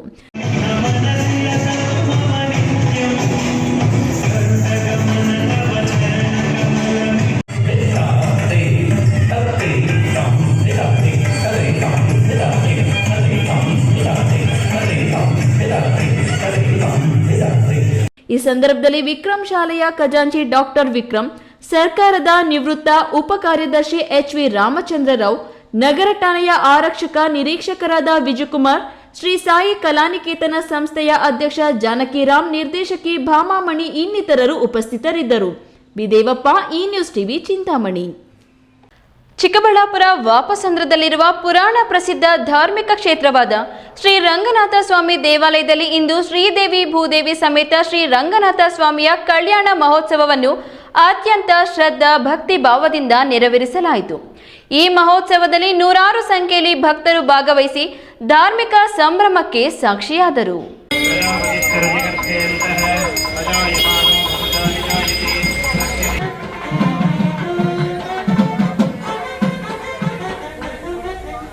ಚಿಕ್ಕಬಳ್ಳಾಪುರ ನಗರದ ವಾಪಸಂದ್ರ ಶ್ರೀ ರಂಗನಾಥ ದೇವಾಲಯದಲ್ಲಿ ಇಂದು ಬೆಳಗ್ಗೆಯಿಂದ ವಿಶೇಷ ಪೂಜೆ, ಅಲಂಕಾರ, ಹೋಮ ಹವನ ಸೇರಿದಂತೆ ವಿವಿಧ ಧಾರ್ಮಿಕ ವಿಧಿವಿಧಾನಗಳು ಶ್ರದ್ಧಾಪೂರ್ವಕವಾಗಿ ನಡೆಯಿತು. ದೇವರ ದರ್ಶನಕ್ಕೆ ಆಗಮಿಸಿದ ಭಕ್ತರು ಪೂಜೆಗಳಲ್ಲಿ ಪಾಲ್ಗೊಂಡು ದೇವರ ಕೃಪೆಗೆ ಪಾತ್ರರಾದರು. ವೈಕುಂಠ ಏಕಾದಶಿ ಅಂಗವಾಗಿ ಇಂದಿನಿಂದ ಶ್ರೀದೇವಿ ಭೂದೇವಿ ಸಮೇತ ಶ್ರೀ ರಂಗನಾಥನ ಕಲ್ಯಾಣೋತ್ಸವ ಹಾಗೂ ಏಕಾದಶಿ ವ್ರತಾಚರಣೆ ಹಮ್ಮಿಕೊಳ್ಳಲಾಗಿದ್ದು, ಹೋಮ ಹವನ, ಪಂಚಾಮೃತ ಅಭಿಷೇಕ, ವೈಕುಂಠ ದ್ವಾರ ದರ್ಶನ, ಮುಕ್ಕೋಟಿ ದ್ವಾದಶಿ ಪೂಜೆ ಏರ್ಪಡಿಸಲಾಗಿದೆ. ಈ ಸಂದರ್ಭದಲ್ಲಿ ಭಕ್ತ ಸೇವಾಕರ್ತರಾದ ಜೆಸಿಬಿ ಮಂಜುನಾಥ್ ಮಾತನಾಡಿ, ನಮ್ಮ ಪೂರ್ವಜರ ಪ್ರಕಾರ ಈ ದೇವಾಲಯಕ್ಕೆ ಸುಮಾರು 300 ವರ್ಷಗಳ ಇತಿಹಾಸವಿದ್ದು ಚಿಕ್ಕಬಳ್ಳಾಪುರದ ದೇವಮೂಲೆ ಎಂದೇ ಪ್ರಸಿದ್ಧವಾಗಿದೆ. ಇಲ್ಲಿ ನಿಷ್ಠೆಯಿಂದ ಅರಿಕೆ ಸಲ್ಲಿಸಿದ್ರೆ ಅದು ಖಂಡಿತವಾಗಿಯೂ ನೆರವೇರುತ್ತದೆ ಎಂಬ ದೃಢ ನಂಬಿಕೆ ಭಕ್ತರಲ್ಲಿ ಇದೆ ಎಂದರು. ಒಂದು ರಂಗನಾಥ ಸ್ವಾಮಿ ದೇವಾಲಯದಲ್ಲಿ ಆ ನಂಬಿಕೆ ಇದೆ. ಇಲ್ಲಿಂದ ಯಾರೇ ಪೂಜೆ ಮಾಡಿ ಇಲ್ಲಿಂದ ಹೋದರೆ ಅದು ಸಕ್ಸಸ್ ಆಗುತ್ತೆ ಅನ್ನೋ ಒಂದು ಕಾರಣದಿಂದ, ಅದು ಒಂದು ಚಿಕ್ಕಬಳ್ಳಾಪುರಕ್ಕೆ ಒಂದು ದೇವ್ರ ಮೂಲ ಇರೋದ್ರಿಂದ ಪ್ರತಿಯೊಬ್ಬರು ಬಂದು ಯಾವುದೇ ಒಂದು ಕಾರ್ಯಕ್ರಮ ಆಗ್ಬೋದು, ಒಂದು ನಾಮಿನೇಷನ್ಸ್ ಆದಾಗ, ಒಂದು ಪ್ರೊಸೆಷನ್ ಆಗ್ಬೋದು, ಪ್ರತಿಯೊಂದು ನಮ್ಮ ದೇವಸ್ಥಾನದಲ್ಲಿ ಆ ನಂಬಿಕೆ ಇರೋದ್ರಿಂದನೇ ಇವತ್ತು ಒಂದು ರಂಗನಾಥ ಸ್ವಾಮಿ ದೇವಾಲಯದಿಂದ ಎಲ್ಲರೂ ಇಲ್ಲಿ ಬಂದು ಇಲ್ಲಿಂದ ಪ್ರಾರಂಭ ಮಾಡ್ತಾರೆ. ಈ ಸಂದರ್ಭದಲ್ಲಿ ದೇವಾಲಯದ ಅರ್ಚಕರಾದ ವೆಂಕಟೇಶ್, ಚಂದ್ರಶೇಖರ್, ಬಾಬು, ಅಂಬಿಕಾ, ನಾರಾಯಣಸ್ವಾಮಿ, ಸಿಎಸ್ ರವಿ, ಕೆಎನ್ಟಿ ರಾಮಣ್ಣ, ಲಕ್ಷ್ಮಣ್ಣ, ನಾರಾಯಣಸ್ವಾಮಿ ಸೇರಿದಂತೆ ಹಲವರು ಉಪಸ್ಥಿತರಿದ್ದರು. ಕೆಎಸ್ ನಾರಾಯಣಸ್ವಾಮಿ, ಈ ನ್ಯೂಸ್ ಟಿವಿ, ಚಿಕ್ಕಬಳ್ಳಾಪುರ. ಅಂಧಕಾರದಲ್ಲಿದ್ದ ಬಾಳಿಗೆ ಬೆಳಕು ನೀಡಿ ಇಡೀ ಕುಟುಂಬವನ್ನು ಬೆಳಗಿಸಿದ ಮದ್ಯವರ್ಜನ ಶಿಬಿರ ಸಮಾಜಕ್ಕೆ ಮಾದರಿ ಮತ್ತು ಆದರ್ಶಪ್ರಾಯವಾಗಿದೆ ಎಂದು ಪೀಠಾಧ್ಯಕ್ಷರು ಕುಂಚಿಟಿಗರ ಮಹಾಸಂಸ್ಥಾನ ಮಠ ಶ್ರೀ ಶ್ರೀ ಹನುಮಂತನಾಥ ಸ್ವಾಮೀಜಿ ತಿಳಿಸಿದರು.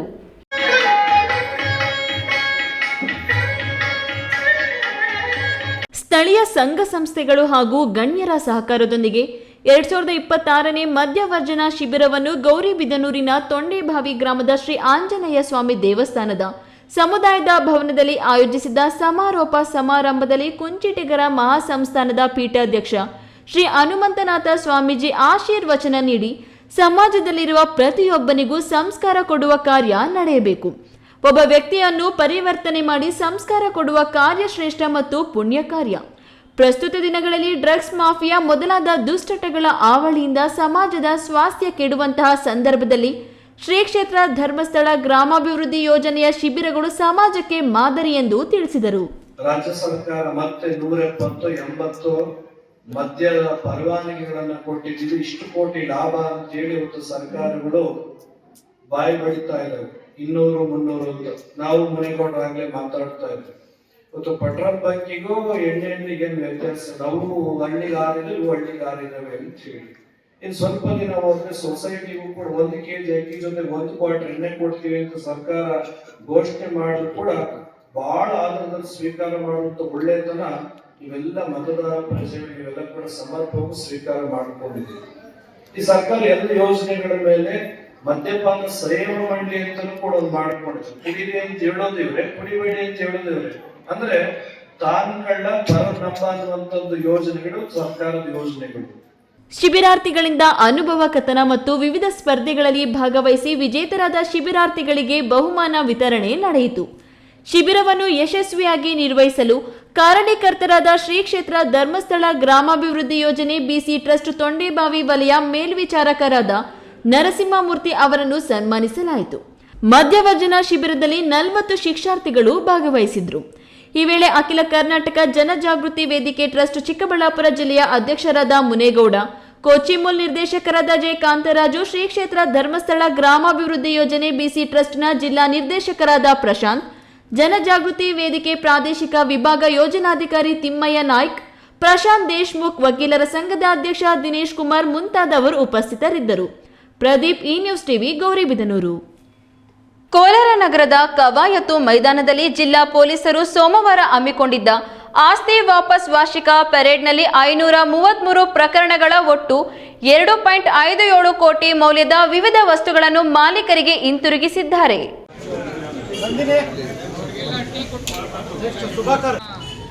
ಕೋಲಾರ ಜಿಲ್ಲಾ ಪೊಲೀಸ್ ವತಿಯಿಂದ ನಾವು ವಾರ್ಷಿಕ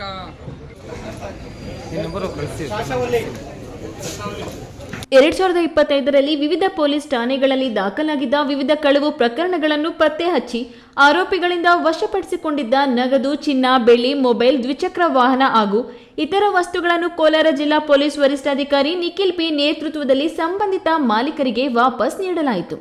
ಬಳಿಕ ಸುದ್ದಿಗಾರರೊಂದಿಗೆ ಮಾತನಾಡಿದ ಎಸ್ಪಿ ನಿಖಿಲ್, ಕಳುವಾಗಿದ್ದ 461 ಮೊಬೈಲ್ ವಾಪಸ್ ಮಾಡಿದ್ದು, 1 ಕೆಜಿ 813 ಗ್ರಾಂ ಚಿನ್ನ, 3 ಕೆಜಿ 140 ಗ್ರಾಂ ಬೆಳ್ಳಿ, 7.62 ಲಕ್ಷ ನಗದು ಹಾಗೂ 1460 ಕೆಜಿ ಶ್ರೀಗಂಧ ಹಾಗೂ 25 ವಾಹನಗಳನ್ನು ಮಾಲೀಕರಿಗೆ ಹಿಂತಿರುಗಿಸಿದ್ದೇವೆ ಎಂದರು. ಜಿಲ್ಲಾ ಪೊಲೀಸರ ಕಾರ್ಯವೈಖರಿಯ ವಿಮರ್ಶೆಯನ್ನು ಕೂಡ ಮಾಡಲಾಗಿದೆ. ಈ ವರ್ಷ ದಾಖಲಾದ 30 ಪ್ರಕರಣಗಳಲ್ಲಿ 1.42 ಕೋಟಿ ಮೌಲ್ಯದ 888 ಗ್ರಾಂ MDMA, 107 ಕೆಜಿ ಗಾಂಜಾ ವಶಕ್ಕೆ ಪಡೆದಿದ್ದೇವೆ. ಇತರೆ ಪ್ರಕರಣಗಳಲ್ಲಿ ಕೆಲ ಮಾಲೀಕರು ತಮ್ಮ ವಸ್ತುಗಳನ್ನು ತೆಗೆದುಕೊಂಡು ಹೋಗಲು ಬಂದಿಲ್ಲ. ಎಲ್ಲ ಸೇರಿದಂತೆ ವಶಕ್ಕೆ ಪಡೆದಿರುವ ವಸ್ತುಗಳ ಒಟ್ಟು ಮೌಲ್ಯ 4.32 ಕೋಟಿ ದಾಟುತ್ತದೆ. ಸೈಬರ್ ಅಪರಾಧ ಪ್ರಕರಣಗಳಲ್ಲಿ 34.60 ಲಕ್ಷವನ್ನು ನ್ಯಾಯಾಲಯದ ಅನುಮತಿಯೊಂದಿಗೆ ವಾಪಸ್ ಅವರವರ ಖಾತೆಗೆ ಹಣ ಹಾಕಿದ್ದೇವೆ. ಕಳ್ಳತನವಾಗಿದ್ದ ಮೊತ್ತದಲ್ಲಿ ಕೆಲವರು 4.28 ಲಕ್ಷ ಮೌಲ್ಯದ 57 ಗ್ರಾಂ ಒಡವೆ ಮಾಡಿಸಿಕೊಂಡಿದ್ದರು. ಅದನ್ನು ಬಿಡದೆ ವಶಕ್ಕೆ ಪಡೆಯಲಾಗಿದೆ. ಒಟ್ಟು ಮೌಲ್ಯ 9.09 ಕೋಟಿ ವಸ್ತುಗಳನ್ನು ವಶಕ್ಕೆ ಪಡೆದಂತಾಗಿದೆ. ಎಲ್ಲ ಸಿಬ್ಬಂದಿ ಅತ್ಯುತ್ತಮವಾಗಿ ಕೆಲಸ ಮಾಡಿದ್ದಾರೆ ಎಂದು ತಿಳಿಸಿದರು. ಕೋಲಾರ ಜಿಲ್ಲಾ ಪೊಲೀಸ್ ವತಿಯಿಂದ ನಾವು ವಾರ್ಷಿಕ ಪ್ರಾಪರ್ಟಿ ರಿಟರ್ನ್ ಪರೇಡನ್ನು ಆಯೋಜನೆ ಮಾಡಿದ್ವಿ. ಈ ಒಂದು ಪ್ರಾಪರ್ಟಿ ರಿಟರ್ನ್ ಪರೇಡಲ್ಲಿ ಸುಮಾರು 533 ಪ್ರಕರಣಗಳಲ್ಲಿ ನಾವೇನು ಮಾಲು ವಸ್ತುವನ್ನು ವಶಕ್ಕೆ ಪಡ್ಕೊಂಡಿದ್ವಿ ಅದನ್ನೆಲ್ಲದನ್ನು ಆ ಮಾಲೀಕರಿಗೆ ಇವತ್ತು ಹಿಂತಿರುಗಿಸಿದ್ದೀವಿ. ಇವತ್ತು ನಾವು ಇಲ್ಲಿ ಈ ಒಂದು ಕಾರ್ಯಕ್ರಮದಲ್ಲಿ ಒಟ್ಟು 2,57,00,000 ಮೌಲ್ಯದ ಏನು ನಗದಾಗಿರ್ಬೋದು, ಚಿನ್ನ, ಬೆಳ್ಳಿ ಆಗಿರ್ಬೋದು, ಮತ್ತು ಇತರೆ ಮೊಬೈಲ್ಸ್ ಆಗಿರ್ಬೋದು ಎಲ್ಲವನ್ನು ವಾಪಸ್ಸು ಅವರಿಗೆ ನೀಡಿದ್ದೀವಿ. ಸತೀಶ್, ಈ ನ್ಯೂಸ್ ಟಿವಿ, ಕೋಲಾರ. ಅವರಿಗೆಲ್ಲ ಟೀ ಕೊಟ್ಟು ಕೋಲಾರ ಜಿಲ್ಲಾ ಪೊಲೀಸ್ ವತಿಯಿಂದ ನಾವು ವಾರ್ಷಿಕ ಇದೀಗ ವಿರಾಮದ ನಂತರ ಈ ನ್ಯೂಸ್ ಟಿವಿ ಮುಂದುವರಿಯುತ್ತದೆ. ವಿರಾಮದ ನಂತರ ಈ ನ್ಯೂಸ್ ಟಿವಿಗೆ ಸ್ವಾಗತ. ಇದೀಗ ಸಂಕ್ಷಿಪ್ತ ಸುದ್ದಿಗಳು.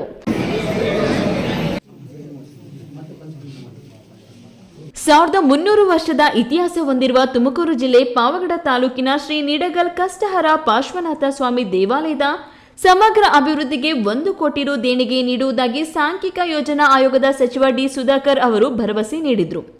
ಶ್ರೀ ನಿಡಗಲ್ ಕಷ್ಟಹರ ಪಾರ್ಶ್ವನಾಥ ಸ್ವಾಮಿಯ 39ನೇ ವಾರ್ಷಿಕೋತ್ಸವದ ಅಂಗವಾಗಿ ದೇವಾಲಯದಲ್ಲಿ ವಿಶೇಷ ಪೂಜೆ ಸಲ್ಲಿಸಿ ನಂತರ ನಡೆದ ಕಾರ್ಯಕ್ರಮವನ್ನು ಉದ್ಘಾಟಿಸಿ ಮಾತನಾಡಿದ ಸಚಿವರು, 12ನೇ ಶತಮಾನದ ಐತಿಹಾಸಿಕ ದೇವಾಲಯಗಳು ಈ ಭಾಗದಲ್ಲಿ ಇರುವುದು ಸ್ಥಳೀಯರಿಗೆ ಹೆಮ್ಮೆಯ ವಿಷಯವಾಗಿದೆ ಎಂದರು. ಈ ಸಂದರ್ಭದಲ್ಲಿ ಪರಮ ಪೂಜ್ಯ ಸ್ವಸ್ತಿ ಶ್ರೀ ಮದಭಿನವ ಲಕ್ಷ್ಮೀ ಸೇನಾ ಭಟ್ಟಾರಕ ಪಟ್ಟಾಚಾರ್ಯ ಮಹಾಸ್ವಾಮಿಗಳು ಹಾಗೂ ಪರಮ ಪೂಜ್ಯ ಜಗದ್ಗುರು ಶ್ರೀ ಶ್ರೀ ಚಾಲುಕೀರ್ತಿ ಪಂಡಿತಾಚಾರ್ಯವಯ್ಯ ಭಟ್ಟಾರಕ ಪಟ್ಟಾಚಾರ್ಯ ಮಹಾಸ್ವಾಮಿಗಳು ಆಶೀರ್ವಚನ ನೀಡಿದರು. ಕೋಲಾರ ತಾಲೂಕಿನಲ್ಲಿ ತೇರಹಳ್ಳಿ ಬೆಟ್ಟದಲ್ಲಿ ಹಲವಾರು ತಿಂಗಳುಗಳಿಂದ ಜಮೀನು ಅತಿಕ್ರಮಿಸಿದ ಬಲಾಢ್ಯ ಭೂಗಳರ ವಿರುದ್ಧ ತಹಸೀಲ್ದಾರ್ ಕಾನೂನು ರೀತಿ ಕ್ರಮ ಕೈಗೊಂಡು ಒತ್ತುವರಿ ತೆರವುಗೊಳಿಸಿದ್ದಾರೆ ಎಂದು ಸಾಮಾಜಿಕ ಕಾರ್ಯಕರ್ತ ಮುನಿಸ್ ಡಿ ಚಂಜಿಮಲೆ ತಿಳಿಸಿದ್ದಾರೆ. 6 ತಿಂಗಳಿಂದಲೂ ಸರ್ವೆ ನಂಬರ್ 9, 54, 48ರ ಪಾಪರಾಜನಹಳ್ಳಿ, ಬೆಟ್ಟದ ಹೊಸಹಳ್ಳಿ ಸೇರಿದಂತೆ ಹಲವೆಡೆ ಪ್ರಭಾವಿ ವ್ಯಕ್ತಿಗಳು ಸರ್ಕಾರಿ ಗೋಮಾಳ, ಸರ್ಕಾರಿ ಖರಾಬು ಜಮೀನಿನಲ್ಲಿ ಅನಧಿಕೃತವಾಗಿ ಕಟ್ಟಡ ನಿರ್ಮಾಣ ಮಾಡುತ್ತಿದ್ರು. ಈ ಸಂಬಂಧ ತಹಸೀಲ್ದಾರ್ ಗಮನಕ್ಕೆ ತಂದಿದ್ದೆ. ಬೆಟ್ಟದ ಮೇಲಿನ ಪರಿಸರ, ಭೂಮಿ ಮತ್ತು ಸೌಂದರ್ಯ ಉಳಿಸುವ ಸಲುವಾಗಿ ಹೋರಾಟ ನಡೆಸುತ್ತಿದ್ದೇವೆ. ಜಿಲ್ಲಾಧಿಕಾರಿ ಹಾಗೂ ತಹಸೀಲ್ದಾರ್ ಹಲವಾರು ಬಾರಿ ಸೂಚನೆ ನೀಡಿದ್ರು. ಕಂದಾಯ ನಿರೀಕ್ಷಕರು ಮತ್ತು ಗ್ರಾಮ ಆಡಳಿತ ಕ್ರಮ ವಹಿಸಿರಲಿಲ್ಲ. ತಹಸೀಲ್ದಾರ್ ನಯನ ಖುದ್ದಾಗಿ ಒತ್ತುವರಿದಾರರ ವಿರುದ್ಧ ಕಾನೂನು ಕ್ರಮ ಕೈಗೊಂಡಿರುವುದು ಅಭಿನಂದನಾರ್ಹ. ಇತರೆ ಜಾಗದಲ್ಲೂ ಒತ್ತುವರಿದಾರರನ್ನು ತೆರವುಗೊಳಿಸಬೇಕೆಂದು ಮನವಿ ಮಾಡಿದ್ದಾರೆ. ಕೊನೆಯದಾಗಿ ಮತ್ತೊಮ್ಮೆ ಹೆಡ್ಲೈನ್ಸ್. ಚಿಕ್ಕಬಳ್ಳಾಪುರಕ್ಕೆ ಮೆಟ್ರೋ ಯೋಜನೆ ತರುವ ಕನಸು ನನ್ನದು. ಪುನರುಚ್ಚರಿಸಿದ ಶಾಸಕ ಪ್ರದೀಪ್ ಈಶ್ವರ್. ಪೆರೇಸಂದ್ರವನ್ನು ತಾಲೂಕು ಕೇಂದ್ರವನ್ನಾಗಿಸುವ ಭರವಸೆ. ಅರಣ್ಯ ಪ್ರದೇಶವೆಂದು ಗುರುತಿಸಿ ಕೂಚ ಹಾಕಲು ಹೊರಟ ಅಧಿಕಾರಿಗಳ ವಿರುದ್ಧ ಗ್ರಾಮಸ್ಥರು ಆಕ್ರೋಶ. ಕಾಂಗ್ರೆಸ್ ಆಡಳಿತದಲ್ಲಿ ಸಚಿವರಿಗೊಂದು ನ್ಯಾಯ, ರೈತರಿಗೊಂದು ನ್ಯಾಯನ ಎಂದು ಆಕ್ರೋಶ. ರಾಜ್ಯದ ದೊಡ್ಡ ದನಗಳ ಜಾತ್ರೆ ಕೋಲಾರದ ತೋರ್ನಹಳ್ಳಿ ಜಾತ್ರೆಗೆ ದಿನಾಂಕ ನಿಗದಿ. ಲಕ್ಷ ಲಕ್ಷ ಬಾಳುವ ರಾಸುಗಳನ್ನು ಹೈಟೆಕ್ ಹಾಗೆ ಆರೈಕೆ. ನಂದಿ ಬೆಟ್ಟದಲ್ಲಿ ಹೊಸ ವರ್ಷಾಚರಣೆಗೆ ಬ್ರೇಕ್. ಡಿಸೆಂಬರ್ 31ರ ಮಧ್ಯಾಹ್ನದಿಂದಲೇ ನಂದಿ ಬೆಟ್ಟ ಪ್ರವೇಶಕ್ಕೆ ನಿಷೇಧ.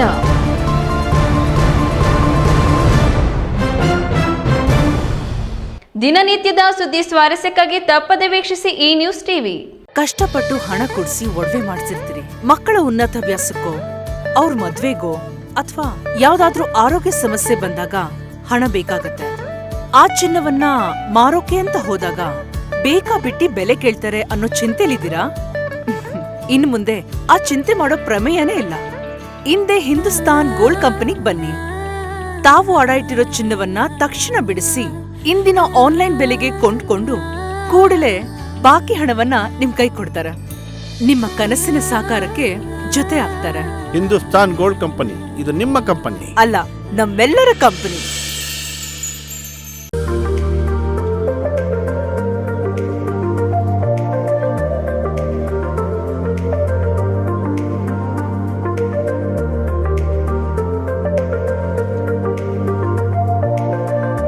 ನನ್ನ ಕನಸು ಡಾಕ್ಟರ್ ಆಗೋದು. ಡಾಕ್ಟರ್ ಆಗೋದು ನನ್ನ ಕನಸು. ಮಗಳು ಡಾಕ್ಟರ್ ಆಗ್ಲಿ ಅನ್ನೋದು ನನ್ನ ಕನಸು. ಕನಸು ಎಲ್ಲರಿಗೂ ಇರುತ್ತದೆ. ಮಗನು ಡಾಕ್ಟರ್ ಆಗ್ಬೋದೇನ್ರಿ? ನನ್ನ ಕನಸು ಡಾಕ್ಟರ್ ಆಗೋದು. ಕನಸು ಎಲ್ಲರ ಹಕ್ಕು. ಆದರೆ ಕನಸು ನನಸಾಗಲು ಬೇಕು ನಂಬಿಕೆ, ಛಲ ಮತ್ತು ಪರಿಶ್ರಮ.